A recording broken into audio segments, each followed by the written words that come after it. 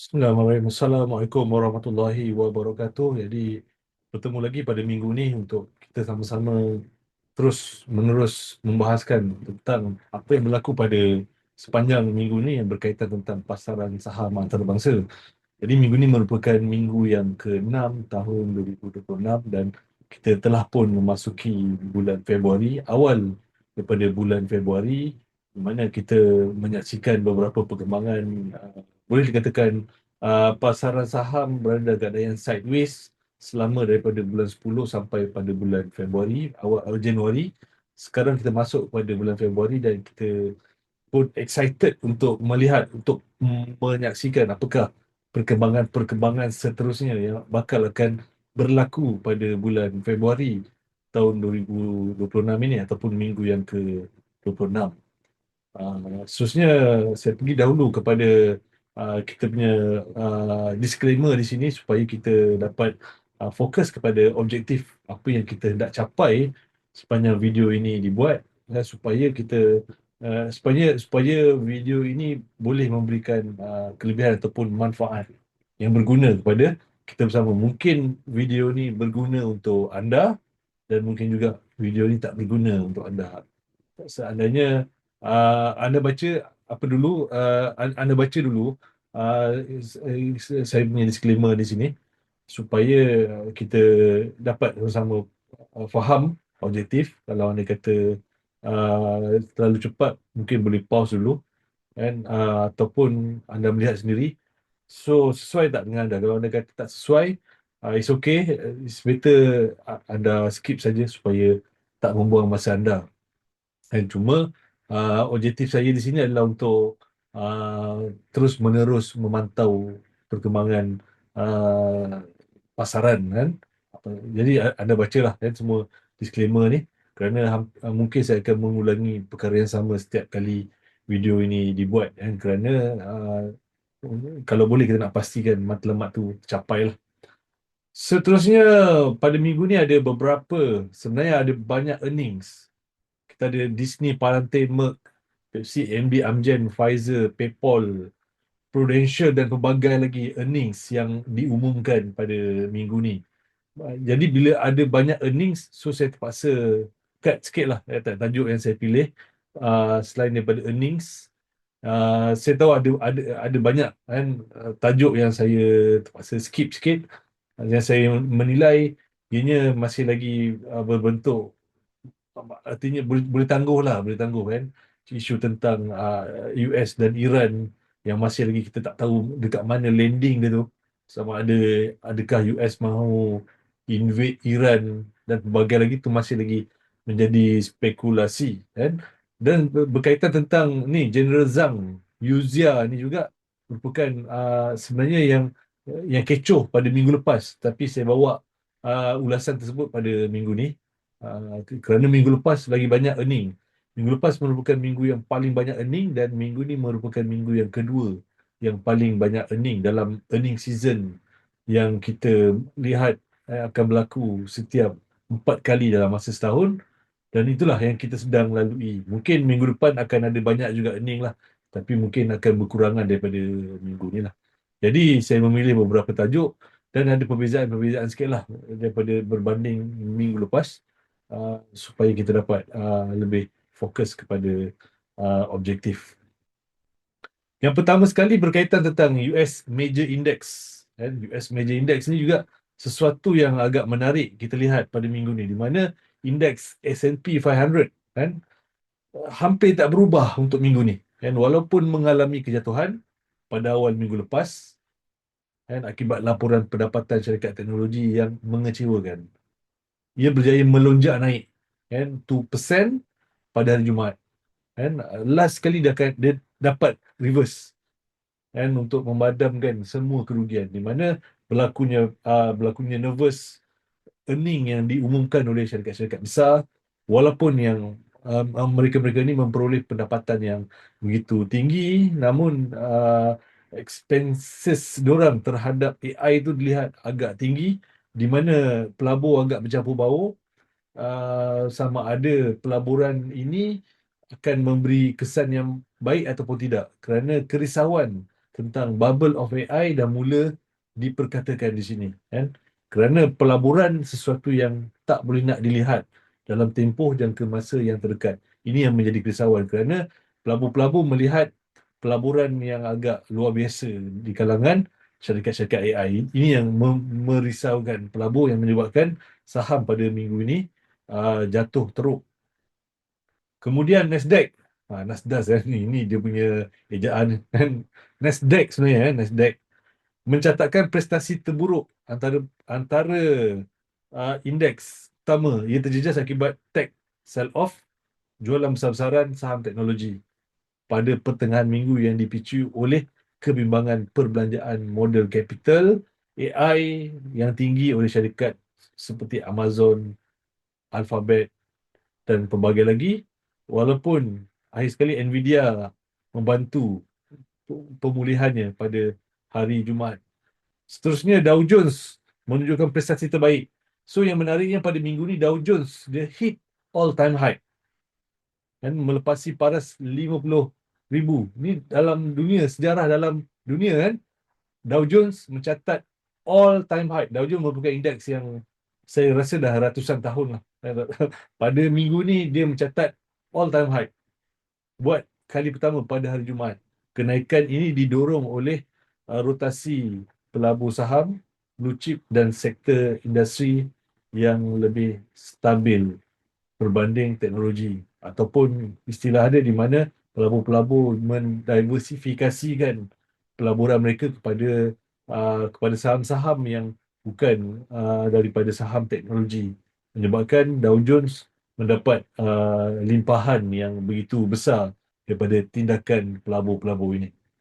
Okey, seterusnya kita bercerita tentang apa yang berlaku pada Magnificent Seven. Mana Magnificent Seven merupakan syarikat-syarikat yang terbesar di US yang sangat mempengaruhi pergerakan pasaran saham dunia, kan? So dia sepatutnya ada 7. Dia ada 4. Okay. Saya akan bahaskan 7. So first berkaitan tentang Amazon dulu. Amazon, kan? Laporan pendapatan yang baru diumumkan, dia dia sedikit jatuh daripada sasaran earning per share dia lah, kan? Seterusnya capex, di mana pengurusan mengumumkan bajet perbelanjaan modal yang mengejutkan sebanyak 200 bilion untuk 2026. Dia kalau tahun lepas 132 bilion, tahun ni 200 bilion. Sepanjang tahun 2026 ini memberikan gambaran pelaburan tahun ini akan lebih tinggi daripada tahun lepas. Ini yang merisaukan. Di mana kalau ikutkan earning yang diperoleh oleh Amazon tu pun dah cukup tinggi, tapi keuntungan yang didapati daripada sebelum ni, tahun-tahun yang lepas, dilaburkan balik ke dalam AI. Ini sentimen ni, sentimen pelabur ni yang berlaku lah, kan? Kerana hakisan pendapatan akibat pelaburan infrastruktur yang terlalu besar, pasaran kini mempersoalkan sama ada aliran operasi mampu menampung capex yang begitu tinggi tanpa menjejaskan margin keuntungan. Seterusnya kita bercerita tentang Alphabet. Alphabet tak ada dekat sini. Alphabet tak ada dekat sini. Laporan pendapatan 4 Februari melaporkan suku tahunan pada hari Selasa yang lepas mengalami tekanan jualan. Sama macam Amazon. Walaupun saham dia mencatatkan kenaikan, tetapi kerisauan pelabur tu lebih utama lah. Seterusnya Microsoft, pasca pendapatan dia pada 28 hari bulan, saham bergelut. Di mana investor tak tahu nak positionkan Microsoft dekat mana. Di mana persaingan yang dilihat, persaingan chatbot di antara ChatGPT dan Gemini dilihat menyebelahi kepada Gemini ataupun Google. Ini menyebabkan saham Microsoft agak menjungam pada minggu ini, Tetapi kalau ikutkan laporan keuangan dia masih lagi strong lah. Laporan keuangan dia masih lagi strong dan saya percaya Microsoft macam-macam dia boleh buat dengan dia punya cash yang begitu banyak dan dia akan ada cara bagaimana untuk dia mengatasi masalah tersebut. Seterusnya Meta dalam keadaan yang very very volatile dipengaruhi oleh sentimen teknologi kan. Tetapi pertumbuhan yang stabil di mana minggu lepas dia dia melaporkan keuangan, so dia ada grow, tak ada masalah, financial semua strong, tak ada masalah dan dia memberikan impak yang begitu baik. Saham naik 10% pada minggu lepas tak silap, tetapi dia jatuh balik selepas tu disebabkan oleh sentimen teknologi yang berlaku pada minggu inilah kan. Tetapi Meta ni masih lagi tak terlepas daripada kritikan tentang Reality Lab yang masih lagi belum dapat mendatangkan keuntungan. Seterusnya Apple, saham diniagakan di bawah paras sasaran iaitu harga purata sebanyak 292, masih lagi berkisar tentang keupayaan Apple mengenai pembangunan AI walaupun kita dah tahu Apple akan bekerjasama dengan Google kan untuk bergandingan, tapi masih lagi kebimbangan tu masih lagi ada lah kan. Seterusnya Tesla cuba memulihkan kerugian kan selepas laporan delivery dia yang jatuh dan data penghantaran keseluruhan bagi tahun 2025 9.3% lebih rendah kan, berbanding 2024. Jadi Tesla menghadapi tekanan yang berganda, permintaan EV dan yang perlahan dan persaingan harga kan, walaupun naratif robotik dan berbagai lagi telah pun dikumandangkan oleh Elon Musk, tapi kita dapati pelabur masih lagi skeptikal dengan naratif baru yang diumumkan oleh Elon Musk tersebut. Seterusnya berkaitan tentang Nvidia, di mana belum dia akan melaporkan pada 26 Februari inilah pada sekitar minggu terakhir pada Februari, dan ini merupakan the mother of earning. Saya istilahkan dia the mother of earning, di mana pendapatan yang akan memberikan gambaran secara keseluruhan tentang situasi pasaran antarabangsa. Jadi ini yang kita sangat-sangat tunggu, dan setakat ni indikator yang kita terima setakat ni tak ada apa perubahan, di mana kalau anda kata setiap syarikat ingin membelanjakan modal yang begitu besar dan kita dapat lihat impaknya terhadap Nvidia yang mungkin akan mendapat impak yang positif kerana Nvidia masih lagi merupakan peneraju pasaran dari sudut semiconductor. Kita boleh rumuskan yang sedemikian. So Magnificent bergelut tentang isu di mana rotation apa modal modal yang begitu banyak dilaburkan untuk AI, dan ini menjadi perbahasan di kalangan pelabur-pelabur sama ada ianya baik ataupun tidak. Okey, seterusnya berkaitan tentang komoditi kan. Komoditi yang pertama berkaitan tentang oil kan, didagangkan 61 hingga 65 USD per barrel. Walaupun terdapat penurunan mendadak pada hari Isnin, harga kembali pulih pada paras 64.3 akhir minggu ni kan. Analisis menunjukkan bekalan global stabil dan pemulihan sektor pembuatan di US dan China yang support the price. Kemudian gold mengalami fasa penemuan harga, price discovery yang sangat mencabar kan selepas mencecah all time high pada Januari kan. Emas jatuh pada paras terendah sehingga 4.4 ribu USD pada 2 Februari yang lepas, sebelum melantun semula pada paras 4.9 disebabkan pengumuman daripada Federal Reserve yang bakal akan mencalonkan Kevin Walsh sebagai pengurusi yang baru Federal Reserve. Seterusnya kita pergi kepada silver kan. Silver, perak digelar sebagai devil metal kerana sifatnya yang tak menentu, jatuh mendadak sebanyak 41%. Silver tak ada dekat sini. Dia jatuh 41%. Dan kemudian pulih pada minggu pada hujung minggu tersebutlah. Seterusnya pada pasaran silver dia. Pasaran gold. Pasaran gold dah. Pasaran bond. Pasaran bond. So this is masih lagi awal lah. Kita maafkan lah kan grafik ni kerana ini generated by AI terus. So kita nak skip masa untuk kita lebih menumpukan kepada ni. Sebaliknya kita lebih fokus kepada input kita kan. So pasaran bond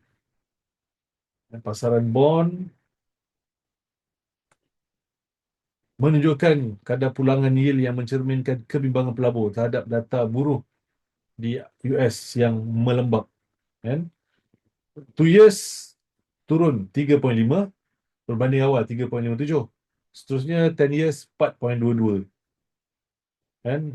Walaupun sempat melonjak sedikit tapi dia overall dia 4.22 lah. Okay, seterusnya forex. Dolar indeks berada pada paras 97,000, didorong oleh pencalonan Kevin Walsh walaupun momentumnya sedikit terganggu oleh data ekonomi AS yang agak lemah pada hari Khamis. Euro USD didagangkan 1.18, mengekalkan kadar faedah 2.15%. Mana kita lihat euro dah keadaan yang stabil lah. Pound sterling mengalami tekanan yang sederhana namun masih bertahan. Seterusnya Japan USD ataupun yen menunjukkan kekuatan ataupun pengukuhan selepas BOJ mengadakan meeting. Seterusnya ringgit Malaysia kekal tak ada YR kat sini pula dia. Ringgit Malaysia kekal dalam mod yang berhati-hati. Pengukuhan dolar mungkin akan memberikan kesan terhadap perubahan harga ringgit. Seterusnya berkaitan tentang cryptocurrency yang mengalami kejatuhan yang sangat dahsyat ataupun bloody ataupun yang berdarah, minggu yang berdarah menjunam dan sekitar 72,000 dan hampir 80% dalam pada masa yang singkat, walaupun ada lantunan teknikal tapi dia jatuh teruk lah kan. Bitcoin jatuh teruk kan. So minggu ni banyak didominasi kerana market masih lagi berbahas tentang perlantikan Kevin Walsh sebagai pengurusi The Fed yang baru kan. Jadi banyak perbahasan yang berkaitan dengan Federal Reserve punya Fed Chairman yang baru lah.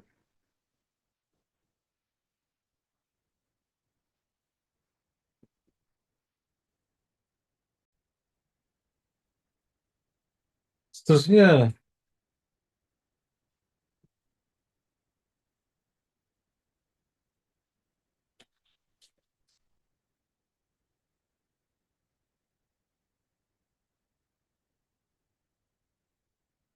kita pergi kepada laporan ISM Service and Manufacturing yang diumumkan pada minggu lepas ataupun minggu inilah, yang terbaru, di mana laporan ISM Manufacturing dan laporan ISM Service agak mengejutkan.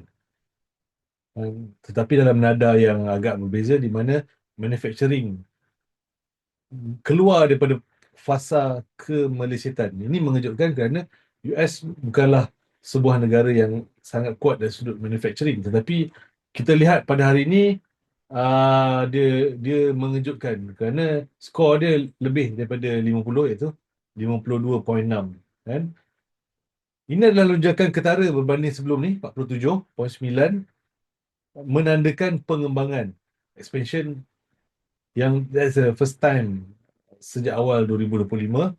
So apakah faktor yang mempengaruhi? Ialah faktor lonjakan baru, order meningkat. 57.1%, dan ini merupakan isyarat permintaan yang very very strong, strong demand kat sini. Kan? Seterusnya, pelanggan, inventory pelanggan berada pada tahap yang terlalu rendah, 38.7, memaksa kilang meningkatkan pengeluaran. Di mana inventory agak lemah lah, yang perlu diperhatikan oleh kilang-kilang. Mungkin kilang tak bersedia dengan data ni, menyebabkan mereka tak menyediakan inventory. Tetapi demand dah mula ada. So ini tentang isu tarif. Sejauh mana perdebatan kita selama setahun yang lepas berkaitan isu tarif, di mana ramai penganalisis yang menjangkakan tarif akan merosakkan ekonomi US. Tapi berdasarkan data kita dapat lihat ada sesuatu perubahan yang agak menarik di sini, di mana ekonomi berkembang disebabkan tarif. Dan seterusnya, selain daripada itu ada beberapa lagi lah kan. Indeks pekerjaan masih lagi dalam 48.1, masih lagi rendah. Tetapi dia perlu diperhatikan lah, kerana indeks pekerjaan ni berkaitan tentang teknologi AI, yang mungkin ada perubahan dari sudut keperluan pekerjaan pada masa yang akan datang. Seterusnya, untuk servis, US terus stabil sebagai pemacu, ataupun dia merupakan king of service lah. Kalau perkhidmatan ni, memang US antara yang perform dari sudut servis. 53.8, sangat kuat, sangat stabil, dah 19 bulan berturut-turut kan. Uh, Aktiviti perniagaan melonjak 57.4, yang tertinggi, kan, mungkin dipacu oleh AI.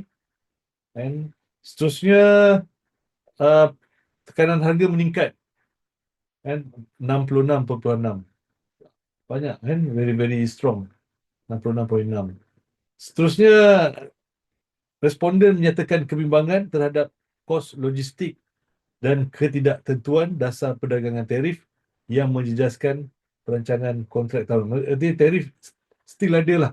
Kesan tarif tu still menjadi kerisauan bagi banyak uh, kilang-kilang, kan, responden yang terlibat di kalangan mereka-mereka yang kilang-kilang, kan, yang terlibat dalam servis dan manufacturing ni. So overall, kita masih lagi menjawab tentang tarif.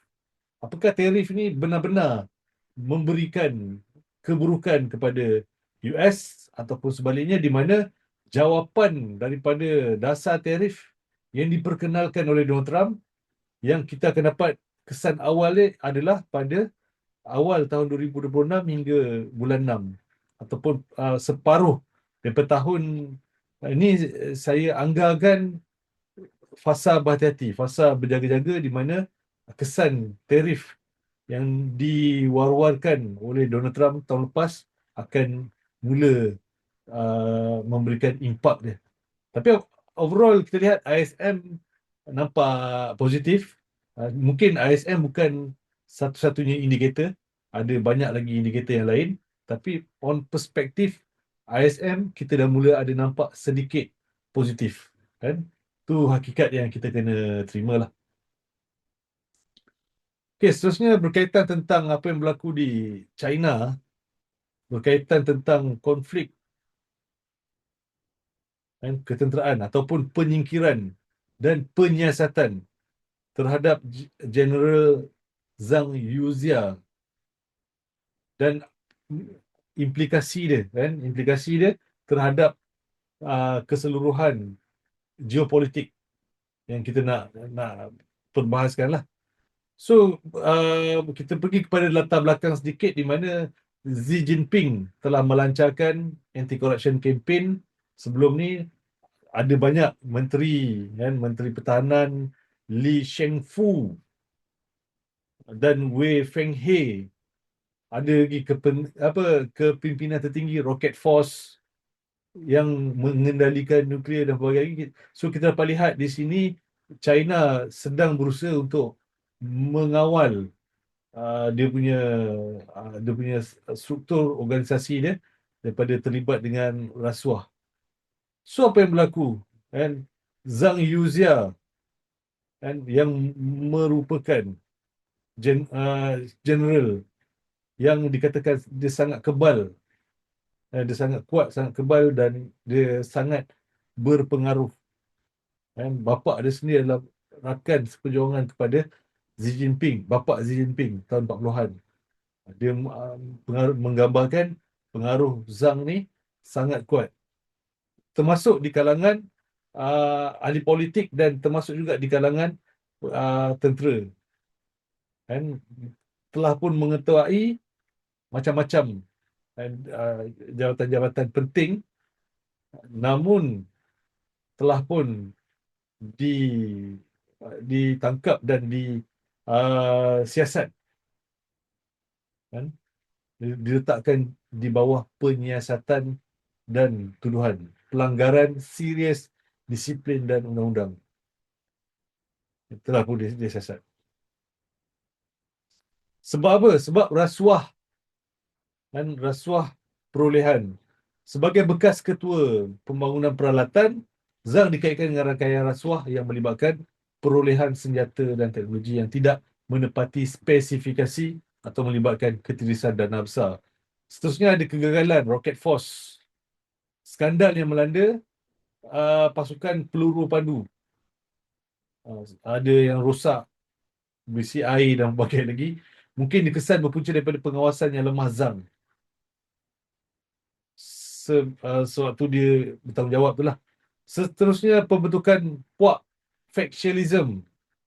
Terdapat laporan bahawa Xi Jinping berasa terancam dengan pengaruh Zhang yang semakin meluas, di mana Zhang didakwa membawa kerajaan kecil dalam tentera, bukan sepenuhnya kepada parti, dan desas-desus kebocoran maklumat. Ini spekulasi ataupun ini yang didakwa. Dan seterusnya pembersihan yang berterusan kini sekarang berada dalam pengawasan yang begitu ekstrim, kan. Itu ni boleh dikatakan isu besar juga dari sudut China lah. So apa yang kita lihat di sini berkaitan dia dengan geopolitik, kan. Dia yang paling penting kita melihat pada geopolitik structure di mana ketenteraan China yang saya tahu dia merupakan ketenteraan yang kedua terbesar. Dia membelanjakan 300 bilion untuk pembangunan pertahanan yang begitu kuat, dan dia dia juga boleh memberikan ancaman kepada musuh-musuh yang mungkin dikatakan sebagai ancaman. Contohnya isu yang berlaku di antara China dan Japan baru-baru ni. Itu antara perkara yang kita boleh lihat bagaimana isu ni boleh mempengaruhi psikologi Japan. Walaupun Japan bakal akan mengadakan pilihan raya dalam masa yang terdekat, tapi sekurang-kurangnya ianya meredakan sedikit ketegangan di antara China dan Japan disebabkan kemungkinan penumpuan dia tertumpu kepada penyiasatan dalaman. Begitu juga dengan isu China dan Taiwan, di mana ada ura-ura China mungkin akan menggunakan kekuatan militeri untuk invade Taiwan pada satu masa akan datang, sekiranya mereka mereka telah pun mempunyai kekuatan. This is rumours, eh. Ini adalah rumours, tidak tahu, yang berlegar, kabar angin yang berlegar. Ah, Disebabkan isu ni menyebabkan ketegangan di antara China dan Taiwan dia agak gendur sedikit, dan dia sebenarnya memberikan ruang kepada industri semiconductors untuk terus berkembang, memberikan gambaran kemungkinan berlakunya uh, seandainya berlakunya itu agak jauh disebabkan isu ni lah. Ini antara yang kita lihat impak terhadap geopolitik dan ekonomi daripada isu ini. Dan seterusnya berkaitan tentang merger SpaceX and XAI. Ini berkaitan tentang company development. Kita dah pergi geopolitik, kita hanya sentuh sikit saja pada minggu ni. Berkaitan tentang merger di, di antara dua syarikat besar Elon Musk ni, SpaceX dan XAI, di mana Elon Musk mengumumkan pada minggu ni uh, bahawa akan mengadakan merger kedua-duanya, menggabungkan kedua-duanya. This is the idea. Dan tujuan dia adalah untuk mengintegrasikan otak AI ke dalam badan AI. Dia ada otak, dia ada badan, digabungkan sekali. XAI ni otak lah. Lepas tu SpaceX ialah badan. Untuk memudahkan navigasi roket dan pendaratan di planet asing seperti Marikh tanpa bantuan kawalan bumi yang mempunyai latency.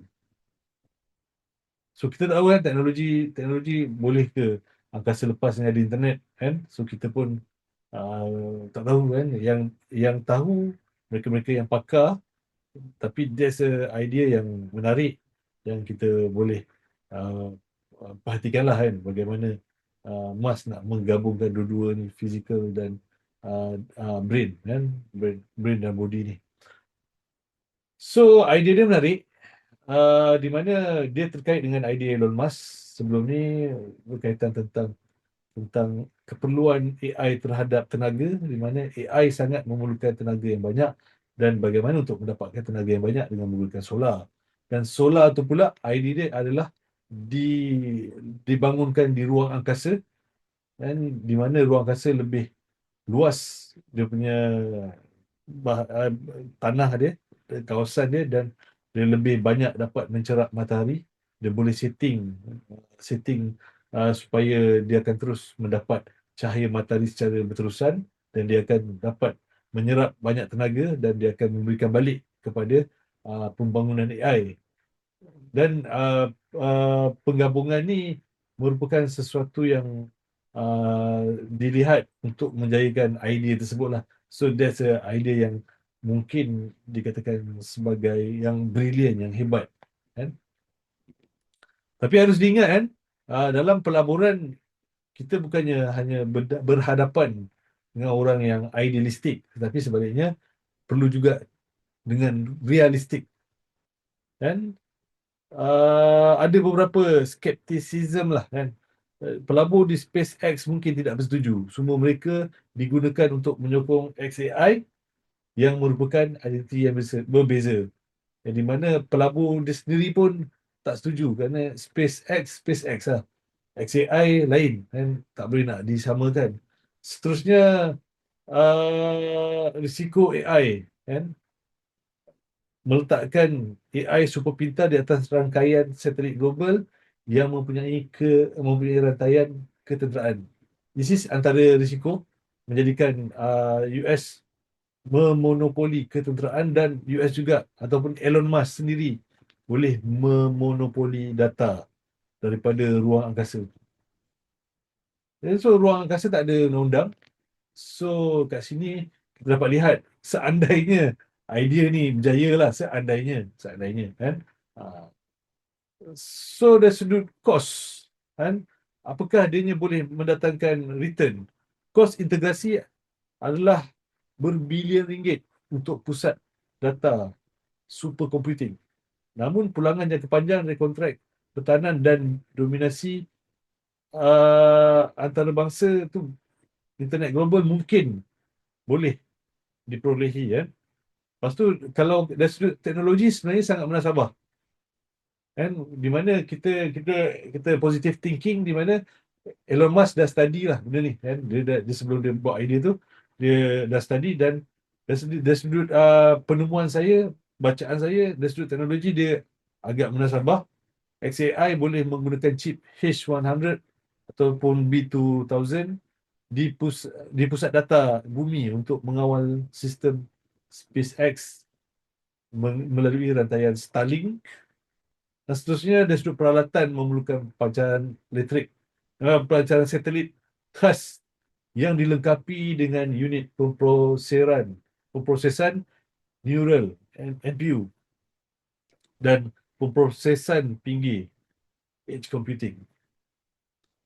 Seterusnya, dari sudut analisa politik dan geopolitik, kan, dia akan menjadikan monopoli lah.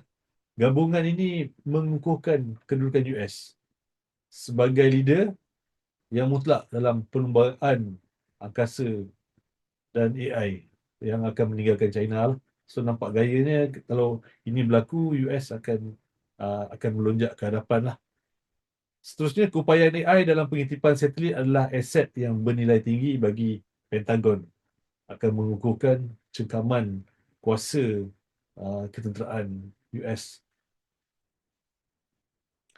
Seterusnya akan wujudkan ketegangan diplomatik di mana Elon Musk sendiri mempunyai pengaruh yang kadang-kala bercanggah dengan dasar luar rasmi kerajaan, menimbulkan diplomasi peribadi. Apa akan jadi kalau anda kata berlaku konflik di antara Elon Musk dengan Presiden sebagaimana yang berlaku sebelum ni?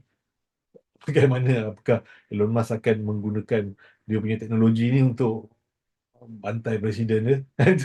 Itu antara kebimbangan yang disuarakan lah. Dari sudut ekonomi, dia akan mewujudkan kecekapan operasi di mana pengurangan kos pelancaran dan penyelenggaraan satelit melalui ramalan kerosakan berasaskan AI. Pasaran baru di mana penjualan perkhidmatan AI as a service terus dari orbit ke kawasan pendalaman seluruh dunia. Interesting. Tapi ancaman dia adalah ketidakstabilan pasaran sebarang kegagalan teknikal dalam AI boleh menyebabkan kerugian besar dalam aset fizikal.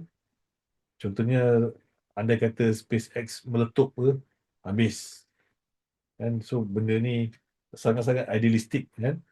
Dan seterusnya adanya pemusatan kuasa ataupun too big to fail. Dan seandainya dia dilaksanakan. On perspektif skepticism, banyak pihak mempersoalkan sama ada penggabungan ini hanyalah satu cara untuk Elon Musk mengalihkan dana dan bakat antara syarikat-syarikatnya bagi menutup kerugian satu pihak. Sebagaimana kita tahu kan, Tesla berada dalam keadaan yang rugi sekarang ni. Selain itu, pakar AI bimbang bahawa mengejar AI sejagat dalam persekitaran ekstrim seperti angkasa lepas adalah terlalu bercita-cita tinggi untuk teknologi semasa. So, kesimpulan dia, SpaceX dan XAI bukan sekadar penyatuan dua syarikat, tapi pembentukan satu super infrastruktur digital fizikal. Walaupun dari sudut teknologi ia adalah langkah logik, cabaran besar terletak pada regulasi kerajaan dan penerimaan pelabur. Jika berjaya, ia akan mengubah cara manusia berinteraksi dengan angkasa lepas selama-lamanya. Jadi idea ni, apakah idea ini bakal akan direalisasikan? Jadi apapun, minggu ini Elon Musk telah pun mengumumkan cetusan idea ni lah, dengan menggabungkan dan menggunakan ruang angkasa. Dan selepas ni kita mungkin akan ada banyak perbincangan tentang perkara ni, tentang ruang angkasa lepas ni, yang ialah yang akan dibahaskan untuk yang akan datang. Okey, seterusnya, ini antara yang hot isu pada minggu ni, iaitu Monster AI Capital Expenditure and Investor Anxiety, di mana pada minggu ni terdapat satu keadaan yang luar biasa, di mana laporan-laporan earning yang dikeluarkan oleh syarikat-syarikat yang terkemuka di dunia, namun mereka menyatakan investment mereka masih lagi belum cukup. Tahun 2025 mereka dah invest berbilion-bilion. Tahun 2026 mereka punya fokus, mereka akan spend yang sama, kan? Amazon 200 bilion, Google 175 hingga 186 bilion, Meta 66 hingga 72 bilion, Microsoft almost 100 billion plus, kan? So mereka ingin memberikan investasi yang begitu besar kepada AI. Apakah rasional kebimbangan dia? Ialah pelabur disebabkan oleh ketidakseimbangan antara kos semasa dengan keuntungan masa depan. Kan? Dia keuntungan semasa dengan masa depan tu tak macam tak balance lah. Kan? Jurang ROI di mana pelabur melihat perbelanjaan berbilion dolar keluar sekarang. Tapi revenue daripada produk seperti Copilot ataupun Gemini Advanced masih belum setimpal. Walaupun Google mencatatkan revenue, keuntungan yang begitu tinggi, tetapi persoalan dia apakah investment yang hari ini kita lihat contohnya investment terhadap uh,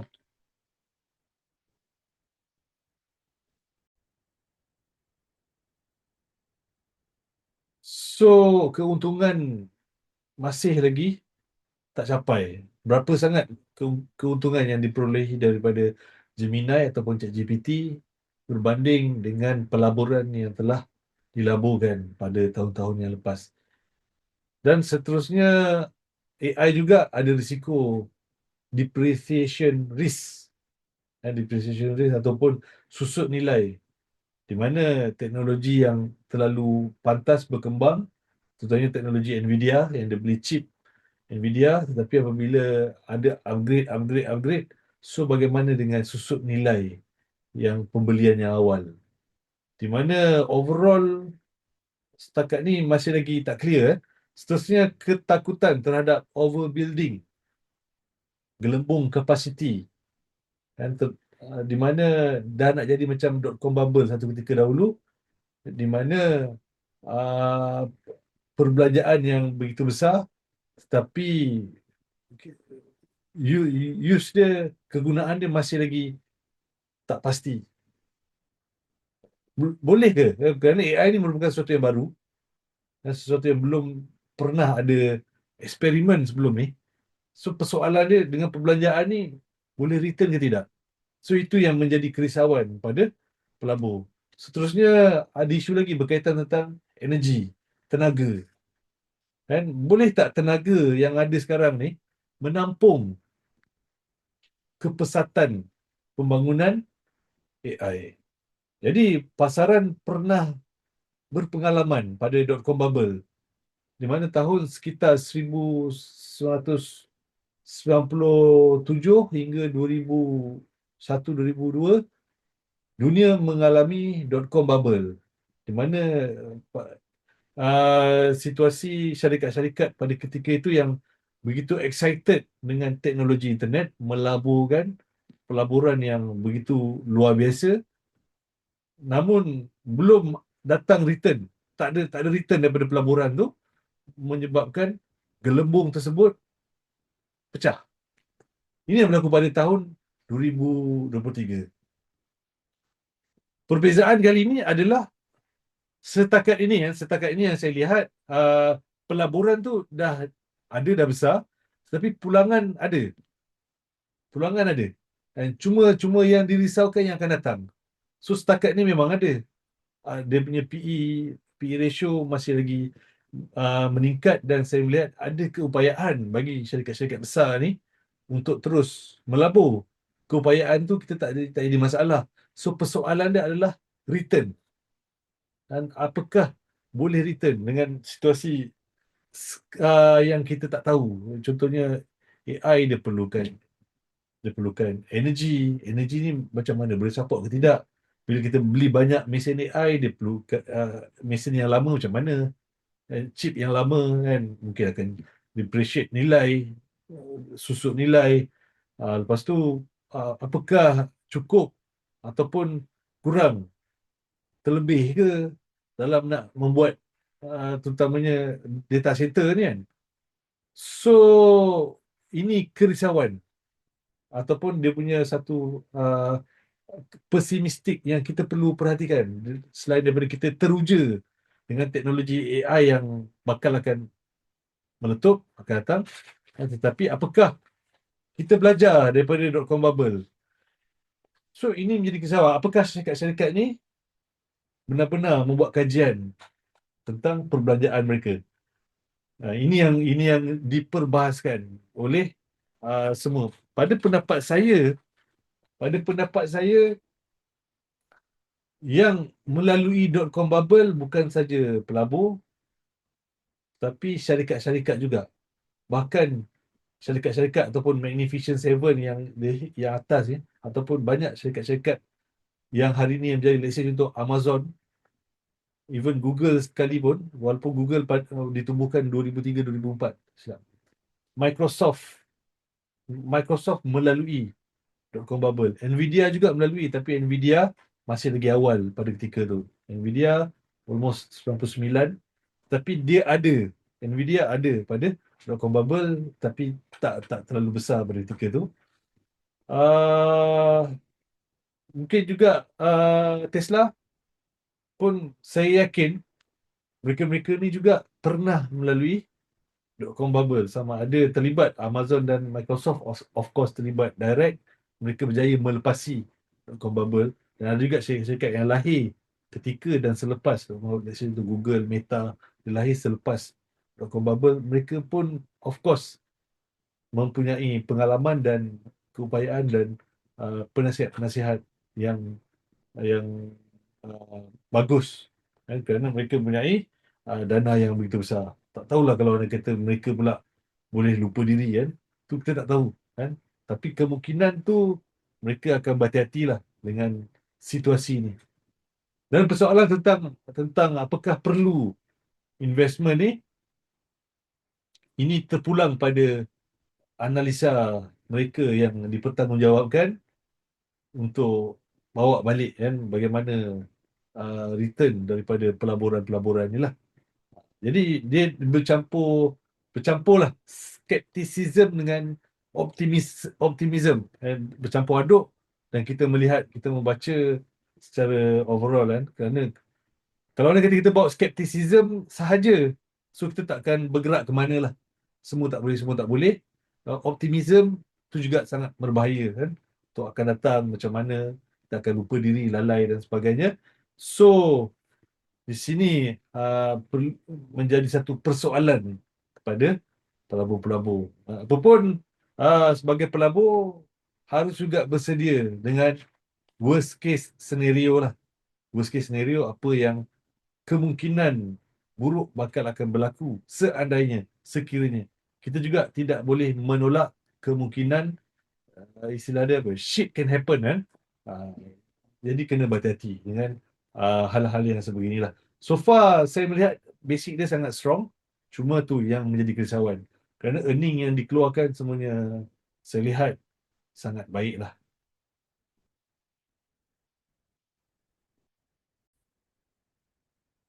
Seterusnya kita pergi kepada laporan earnings yang diumumkan oleh syarikat-syarikat, bermula dengan Disney, kan.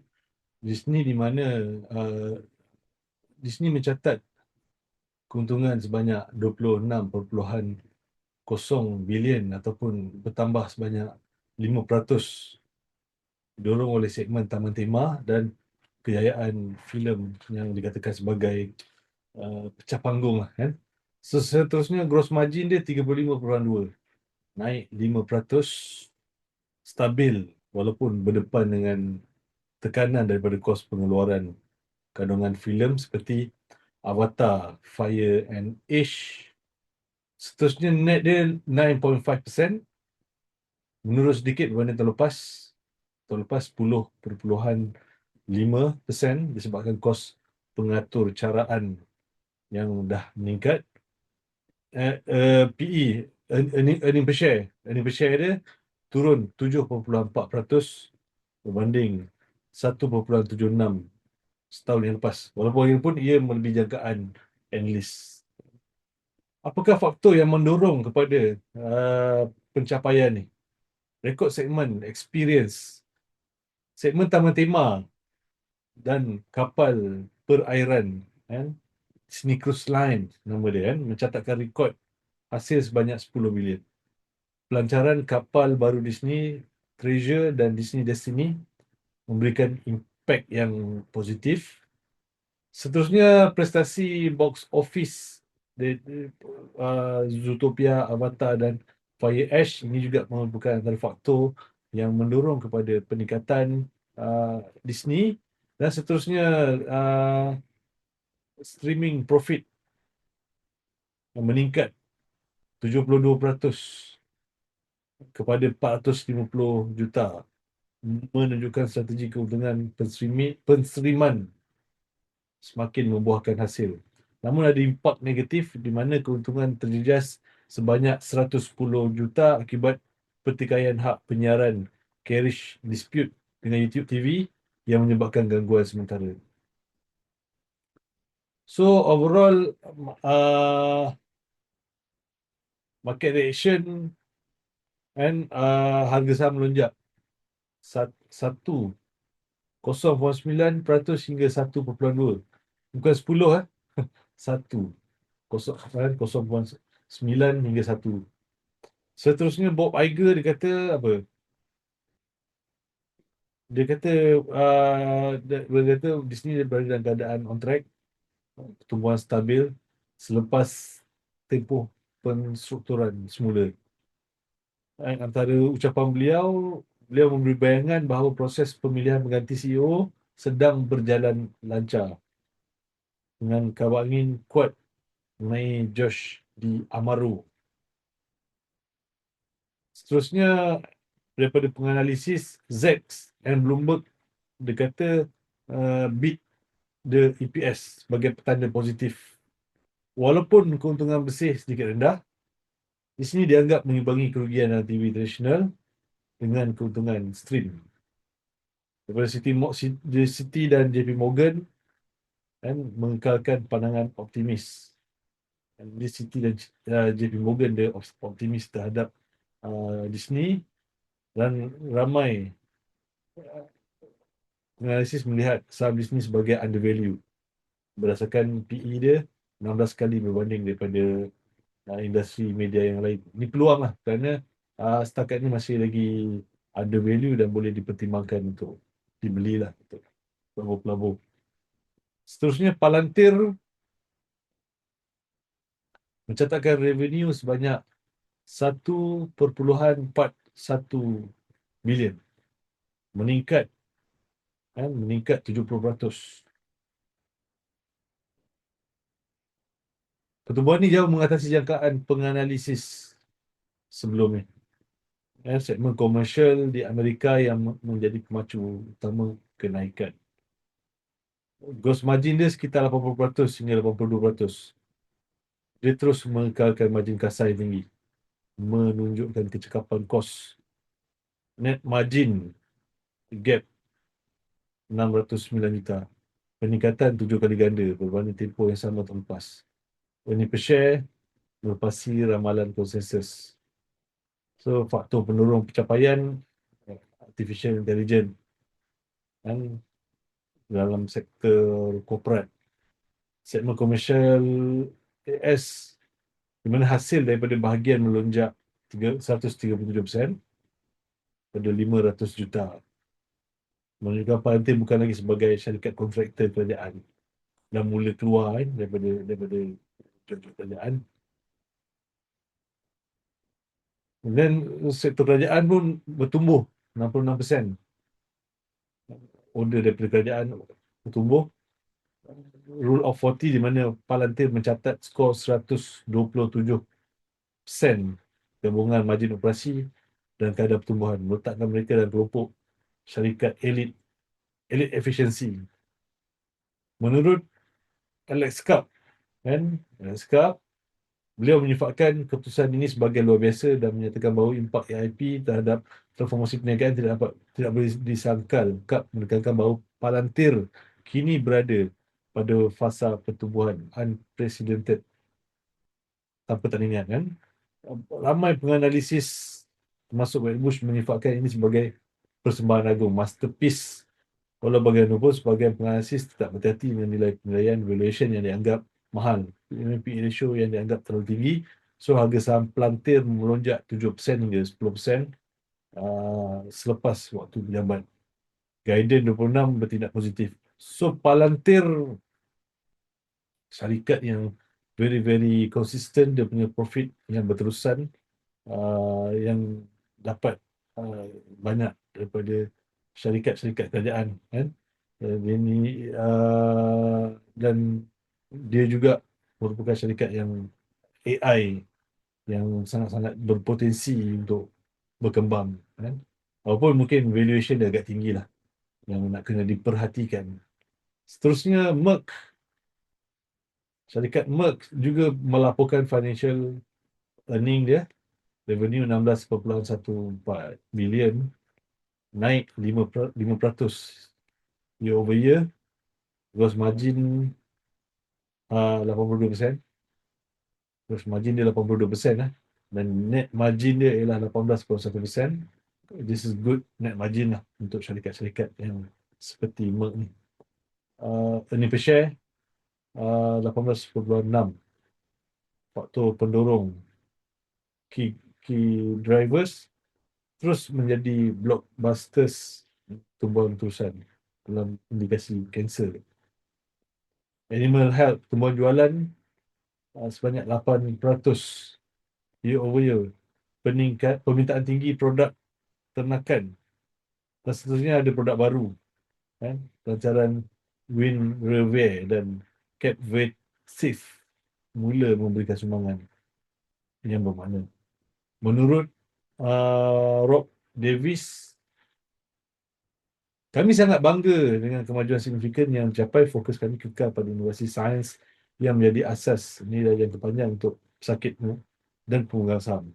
Kami kini melihat potensi peluang komersial sebanyak 70 bilion menjelang pertengahan 2030.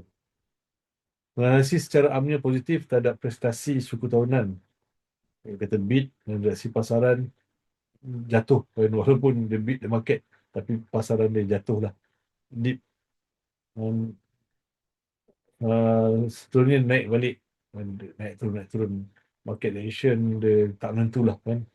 Bercampur bau benangan daripada pasaran. Okay, seterusnya Pepsi. Pepsi melaporkan earning ataupun revenue sebanyak 29.34 bilion, naik 5.6%.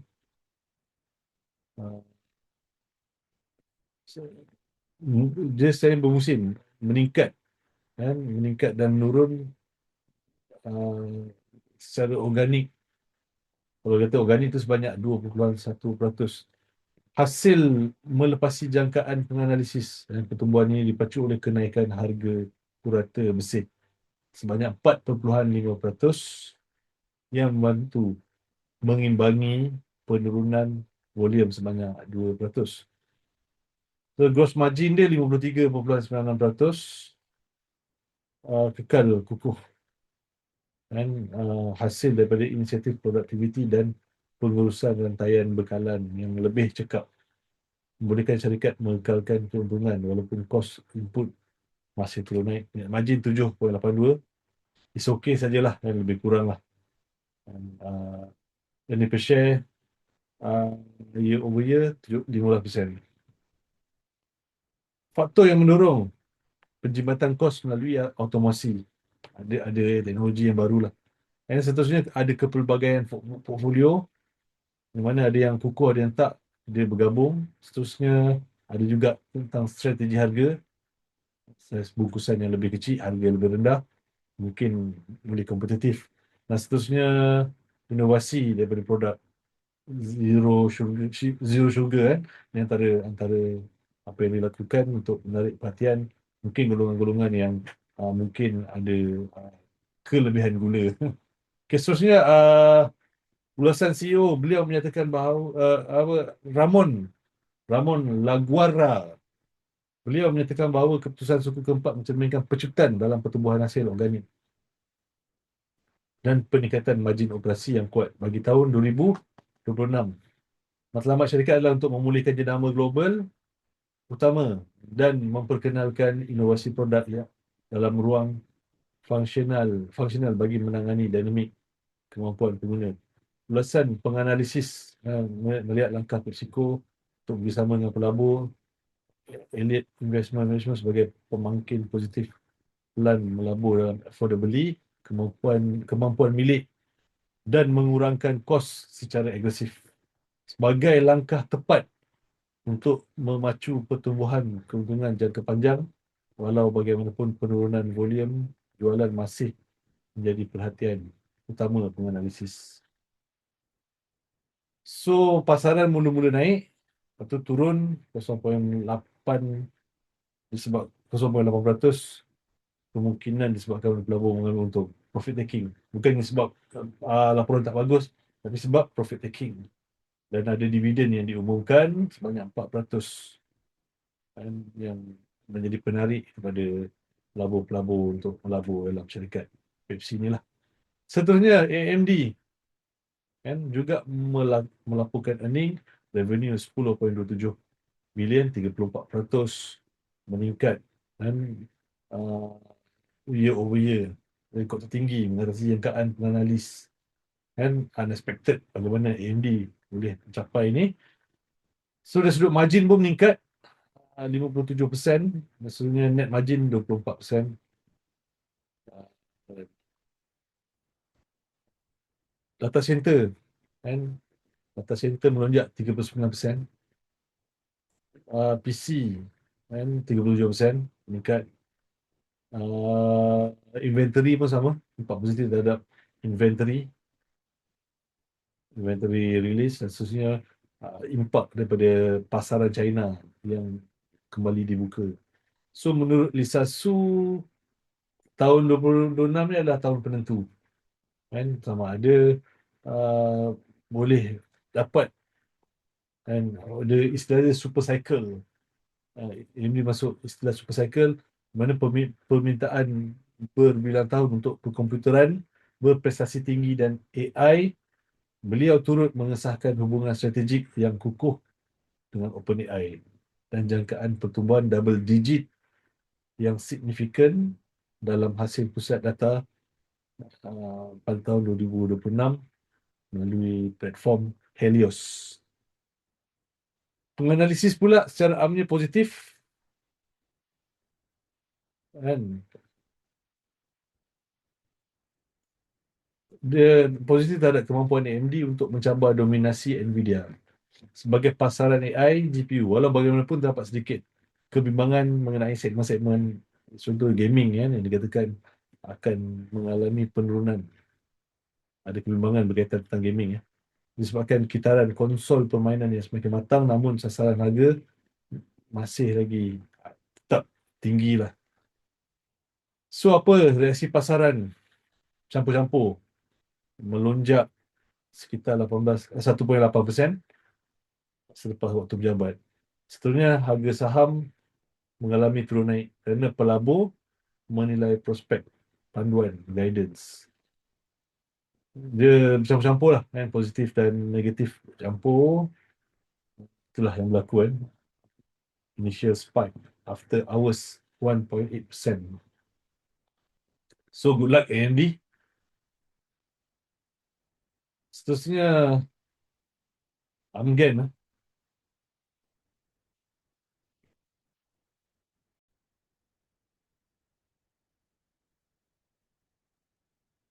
Amgen mencatat revenue 9.9 bilion, meningkat 9% daripada tahun yang sebelumnya. Dipacu oleh peningkatan volume jualan sebanyak 10%. Namun sedikit terjejas oleh penurunan harga jualan bersih net selling sebanyak 4%. Gross margin 48 hingga 50% berdasarkan kos jualan, di mana Amgen mengekalkan kecekapan operasi walaupun menghadapi tekanan harga dan peningkatan kos R&D untuk pipeline ubat-ubatan yang baru. Net margin 24.5%. Uh, 29, keuntungan bersih dibantu oleh pendapatan pelaburan equity oleh B1 Medicine, namun diimbangi oleh charge kerosakan aset. Earnings per share 2.45 ataupun meningkat 111%, 5.2 9 melebihi jangkaan. Penganalisis 4.73. So faktor mendorong pencapaian produk jualan 14 produk, 14 produk kan, mencapai jualan tahunan melebihi 1 bilion. Prestasi ubat utama kan, jualan melonjak 44%. Terspire apa nama ubat ni lah kan, meningkat 60%. Avanti meningkat 39%. Pertumbuhan volume setiap Amgen untuk fokus pada volume kuantiti unit berjaya mengatasi kesan penurunan harga. Ulasan CEO dan penganalisis Robert A. Broadway, beliau menyatakan bahawa Amgen memasuki tahun 2026 dengan momentum besar. Melalui portfolio yang luas, beliau menyifatkan 2026 sebagai tahun lonjakan, springboard year untuk pertumbuhan jangka panjang yang mampan. Analisis secara umumnya positif terhadap pencapaian melebihi jangkaan. Walaupun terdapat kebimbangan mengenai impak IRA terhadap harga ubat masa depan. So, reaksi pasaran bercampur-campur lah. Kan? Apapun dia kuat, strong up, dan akhirnya meningkat. Seterusnya, Pfizer juga melaporkan 17.6 bilion revenue pada bulan ni, pada laporan kali ini.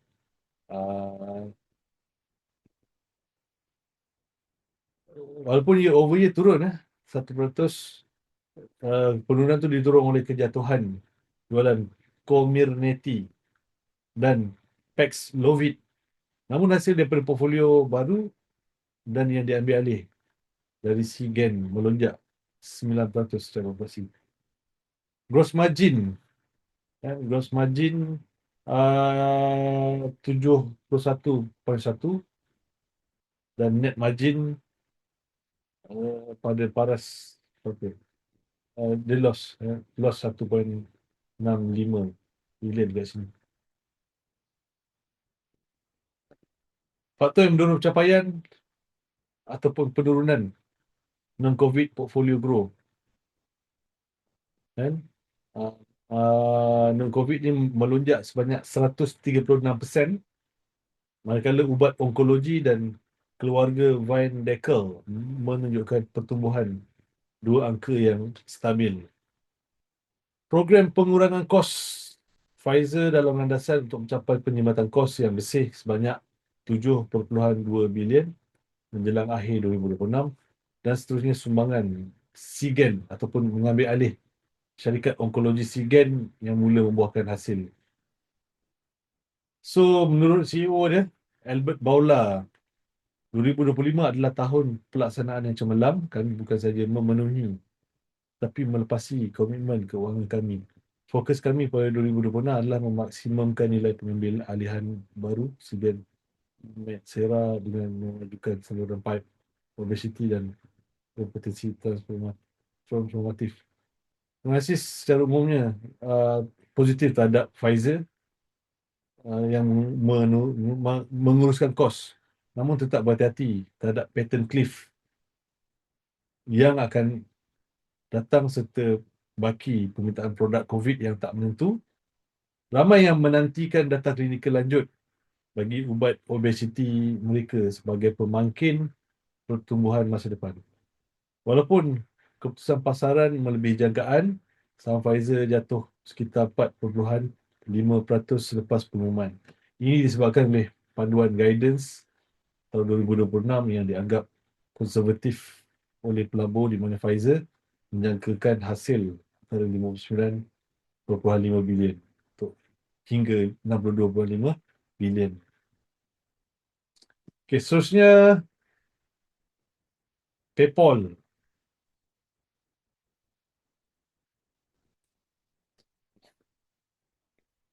Baru saja diumumkan 3 Februari. Pencapaian terkini revenue 8.68 bilion. Seterusnya transaction margin kasar dia tu 46.5. Dia ni pendapatan didorong oleh pendapatan dia menurun disebabkan persaingan daripada Apple Pay dan Google Pay. PayPal dia agak terkesan lah dengan teknologi. Ulasan margin mengecil sebanyak 50 mata asas. Berbanding tahun lepas, transaction margin dolar hanya tumbuh 3%, menunjukkan perniagaan trust PayPal yang semakin kurang menguntungkan. Margin bersih 18.8%, earnings per share 1.23.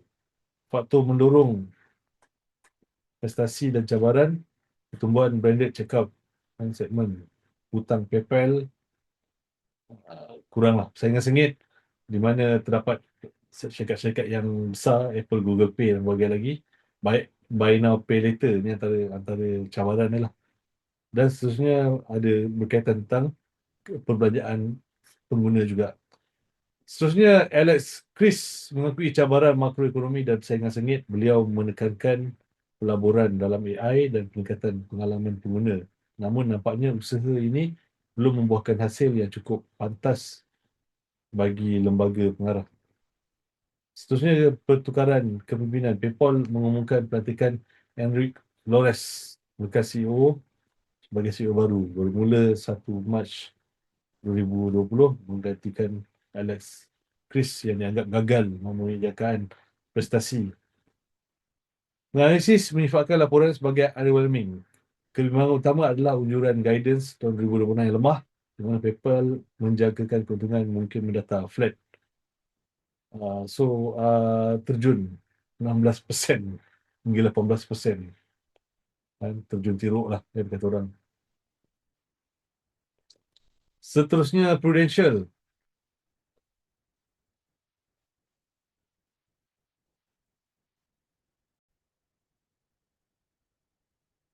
Prudential mencatatkan revenue sebanyak 14.52 bilion, iaitu 11% melebihi jangkaan penganalisis.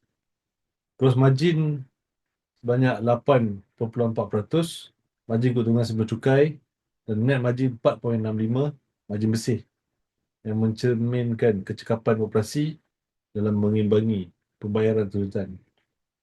Seterusnya, faktor pendorong pencapaian, di mana pertumbuhan perniagaan antarabangsa yang di mana prestasi yang sangat kukuh di pasaran Asia. PGIM ataupun pengurusan aset di bawah pengurusan um, mencapai 1.6 trilion. Strategi pasaran, peningkatan jualan dalam segmen institutional retirement strategies sebanyak 28.4. Seterusnya, pelaburan, di mana pulangan pelaburan bersih selari dengan persekitaran persekitaran ganda faedah. Andy Sullivan selaku CEO menekankan bahawa Prudential kini bertindak sebagai satu pasukan dengan penuh tekad untuk memacu perubahan strategik. Beliau menyatakan syarikat fokus menyampaikan hasil setiap 10 tahun dan mengekalkan disiplin modal yang tinggi untuk memberi pulangan kepada pemegang saham. Seterusnya, ZEC Investment Research menilai sebagai whole rank number 3. Penganalisis melihat pertumbuhan hasil positif namun sedikit bimbang dengan kenaikan perbelanjaan operasi sebanyak 11.8%. Seterusnya, Market Beat penganalisis memuji kenaikan dividen kepada 1.4 sesaham, namun kekal berwaspada terhadap pendedahan pasaran antarabangsa yang mencabar. Saham jatuh sekitar 4.6% daripada pengumuman ini sebab kerana EPS yang meleset sebanyak 0.07. Dia meleset sikit je, tapi dia jatuh teruk. Dan ini yang berlaku lah untuk Prudential. Seterusnya, syarikat healthcare yang terbesar, Eli Lilly, di mana mencatatkan revenue 19.3 bilion, meningkat 43%.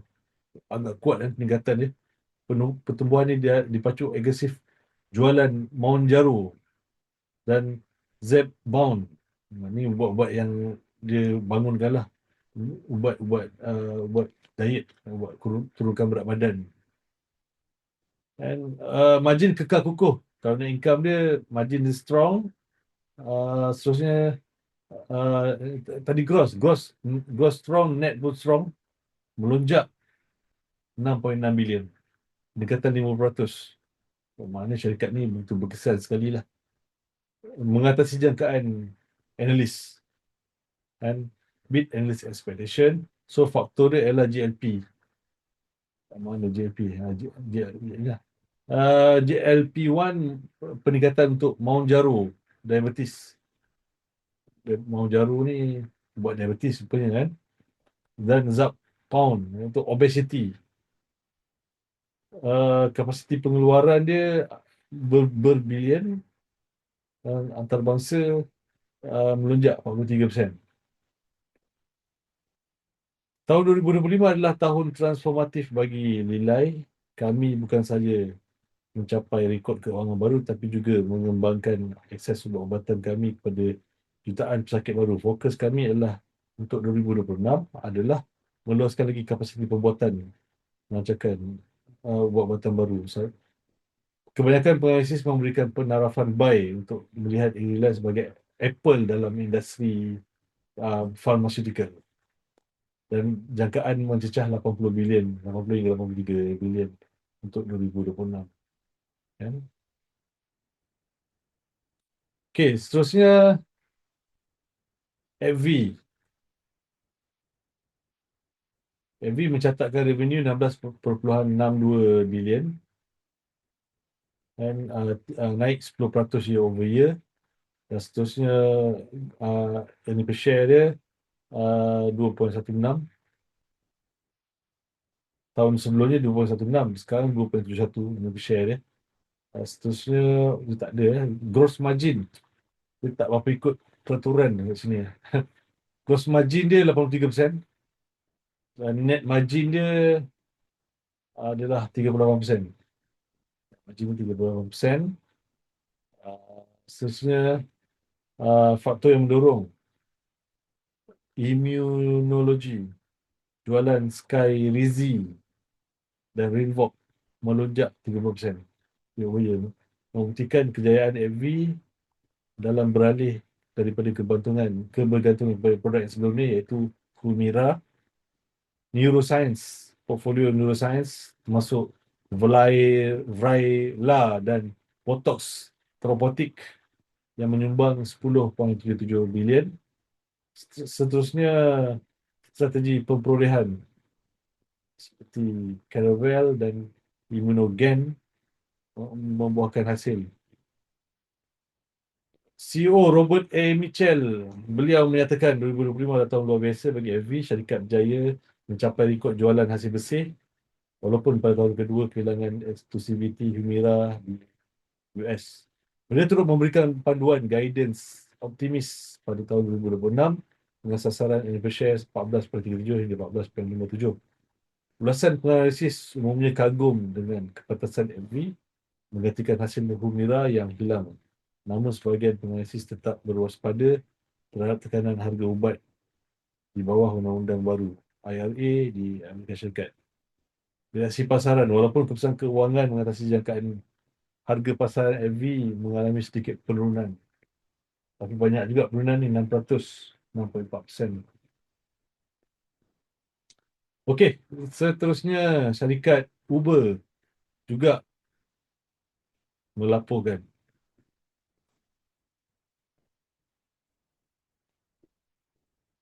revenue 14.4 bilion, naik 20%. Peningkatan tempahan besar yang melonjak 22%. Gross margin 39.5. Net margin 33.5. So ada tempahan banyak jugalah yang naik dia. Dan termasuk delivery sekali. Pertumbuhan pengguna aktif di mana platform bulanan meningkat 18% pada 202 juta, rekod tinggi sejarah. Dan seterusnya ada kekerapan perjalanan mencapai 40 juta, menunjukkan pengguna semakin bergantung pada ekosistem Uber. Seterusnya delivery pun mendorong dan autonomi juga, di mana kerjasama di antara Uber dengan Waymo dan Lucid nampak gaya macam ada hasil yang baik, dan seterusnya ada momentum, dan mengimbangi pertumbuhan skala disiplin kos. Seterusnya penganalisis melihat mesin tunai yang sangat kuat dengan aliran tunai. Free cash flow yang pecah 2.8 bilion. Namun ada kebimbangan mengenai panduan. Dari sisi pasaran, Uber ditutup turun 5% hingga 7%. Okey, seterusnya Yum. Yum Brand. Ya, Yum Brand melaporkan revenue 2.51 bilion, meningkat 6.4%. Gross gross dia 25% dan net 18%. Taco Bell menjadi enjin utama dengan pertumbuhan jualan kedai yang sama. Dan pertumbuhan digital, jualan melalui saluran digital memecah rekod melebihi 11 bilion. Pada suku ini merangkumi 60 bilion daripada jumlah jualan sistem global. Perluasan unit di mana ia membuka 1,814 cawangan baru pada Q4 yang menyumbang kepada pertumbuhan unit tahunan sebanyak 3%. KFC antarabangsa ini antara penyumbang yang besar lah. Yang besar, yang menutup satu lagi tahun yang luar biasa dengan prestasi kukuh di KFC, dan Taco Bell kami melangkah yang kepada yang lebih besar. Pizza Hut dalam perhatian.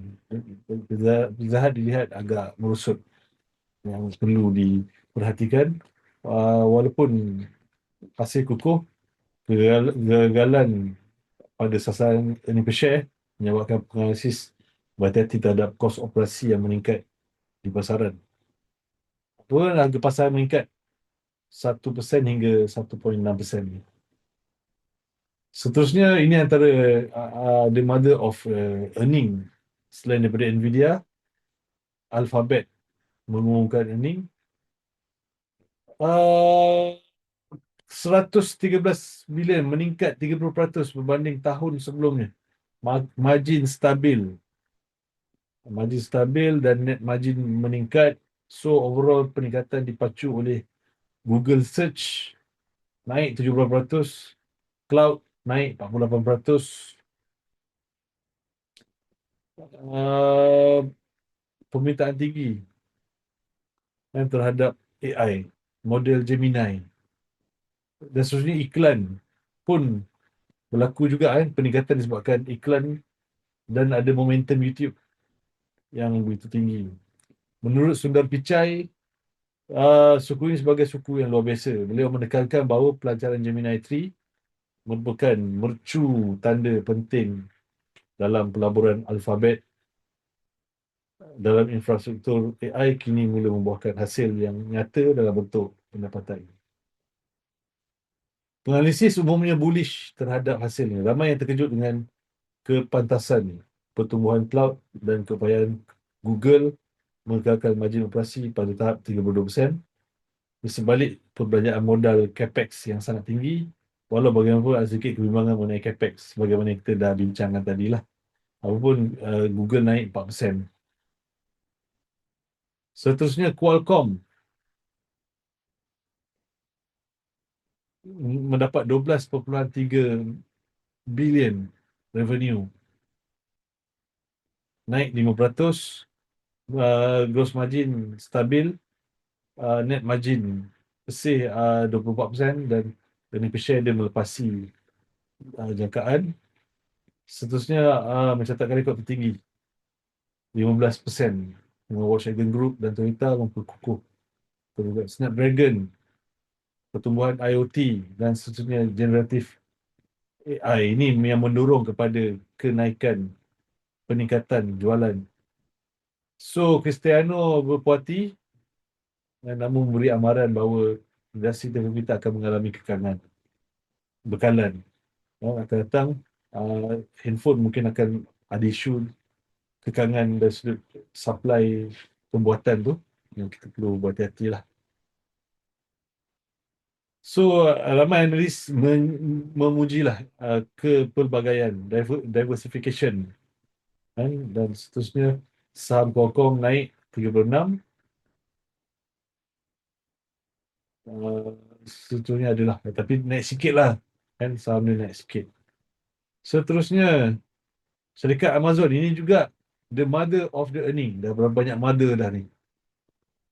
Antara antara pendapatan yang perlu diperhatikan, di mana Amazon uh, revenue meningkat 213 uh, perpuluhan 4 bilion, naik 14%. Dia tak tulis kat situ, dia tak tulis 14%. So Amazon earning tahun ni naik 14%, kan?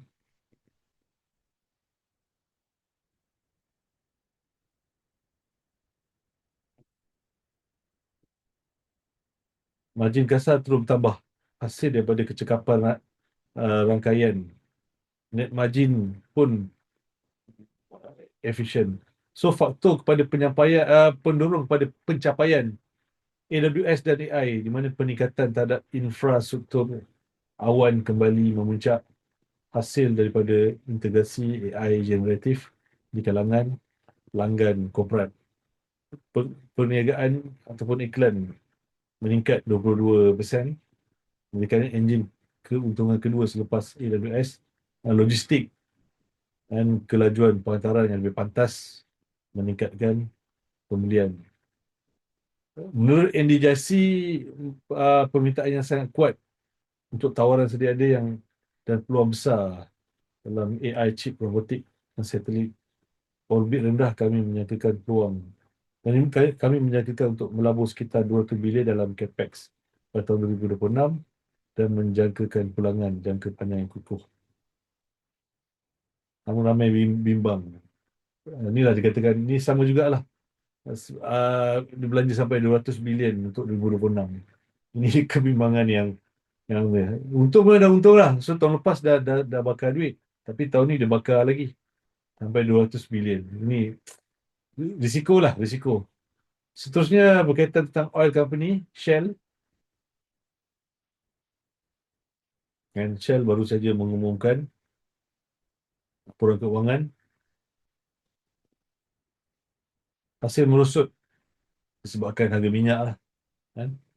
Harga minyak gross 20,1, net 5,1, harga per share 0.71. Prestasi operasi yang teguh, di mana pengeluaran yang kuat dalam segmen upstream dan integrated LNG membantu mengekalkan aliran tunai walaupun pasaran lemah. Kos struktur, Shell telah berjaya penjimatan kos sebanyak 2 bilion pada tahun 2025. Penjimatan terkumpul sebanyak 51 bilion.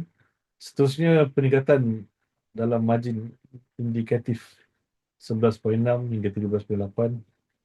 Seterusnya faktor negatif, harga Brent susut 14% sepanjang 2025.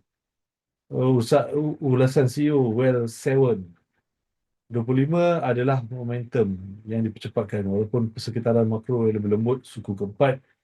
Seterusnya positif lah, Ulayan penganalisis ataupun ulasan, kan, Jeffries menyifatkan keputusan ini sebagai yang lebih lemah daripada jangkaan yang sedia lemah. Ini semua disebabkan oleh harga minyak lah, saya ingat, kan? Harga minyak agak menyusut tahun ni lah, kan? Semua menyusut, oil company menyusut, tapi oil still diperlukan lah, oil still diperlukan. Cuma dia ada penyusutan. Dan seterusnya ConocoPhillips mencatatkan 13 ConocoPhillips mencatatkan 13.82 bilion. Gross margin 40, kan, 40, 40 hingga 45%. Net 14.25%. So net apa, seterusnya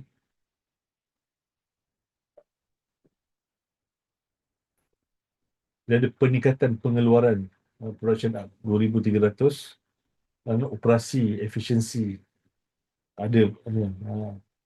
So adalah, kan, dia punya pencapaian dia. Kalau menurut CEO Ryan Lynch menekankan bahawa syarikat telah mengatasi semua petunjuk panduan guidance dan drivers utama. Tapi minyak menerima impact kejatuhan harga minyak. Semuanya adalah kan. Okey, seterusnya syarikat KKR.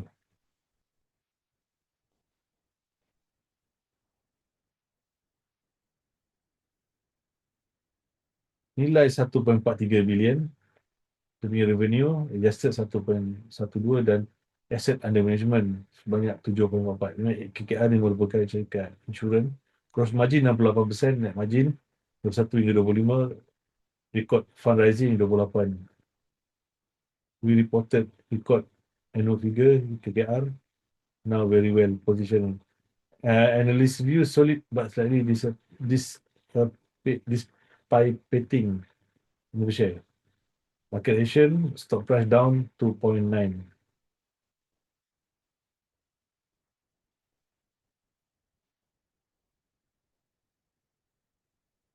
Okay, seterusnya Philip Morris International.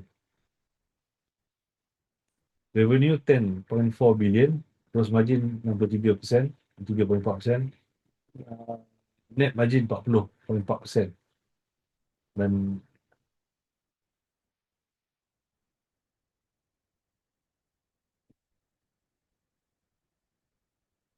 tak tahu lah gross 63 dan smoke free 40%.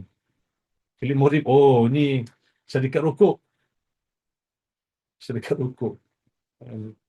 So dia punya produk baru dah smoke free 40%.